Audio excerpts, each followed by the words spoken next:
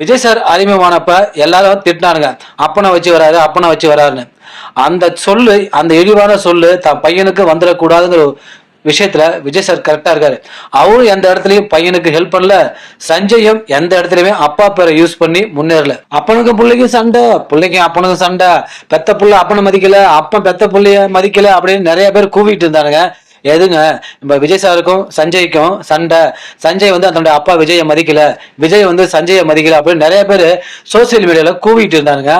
இப்ப ஒரு நிகழ்ச்சியில, டிவி நிகழ்ச்சியில சஞ்சய் என்ன சொல்லியிருக்காருன்னு பாத்தீங்கன்னா, நிகழ்ச்சியாளர் கேட்கறாங்க, நீங்க டைரக்ட் பண்ண படம் மிகப்பெரிய ஹிட் ஆகி உங்களை ஹாலிவுட்டுக்கு டைரக்ட் பண்ண கூப்பிடுறாங்க, அப்போ நீங்க இந்தியாவில இருந்து எந்த ஹீரோவை கூப்பிடுவீங்க அப்படின்னு கேட்டதுக்கு அவர் டக்குன்னு சொன்ன வார்த்தை என்னதுங்களா, அப்பாவை தான் கூப்பிட்டு போவேன், என்னோட மெயின்ல அப்பா தான் இருக்காரு அப்படின்னு ஒரே அடி அடிச்சுட்டாருங்க.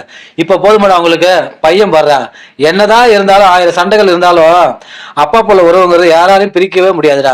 ஆனா விஜய் சாரும் பையன் தம்பி சஞ்சயும் ஒரு விஷயத்துல தெளிவா இருக்காங்க. அது என்னன்னு பாத்தீங்கன்னா, விஜய் சார் அறிமுகமானப்ப எல்லாரும் திட்டினானுங்க, அப்பனை வச்சு வராரு, அப்பனை வச்சு வராருன்னு. அந்த சொல்லு, அந்த இழிவான சொல்லு தன் பையனுக்கு வந்துடக்கூடாதுங்கிற விஷயத்துல விஜய் சார் கரெக்டா இருக்காரு. அவரும் எந்த இடத்துலயும் பையனுக்கு ஹெல்ப் பண்ணல. சஞ்சயும் எந்த இடத்துலயுமே அப்பா பேரை யூஸ் பண்ணி முன்னேறல. அவருடைய சுய முயற்சியில ஒரு படத்தை டைரக்ட் பண்றாரு.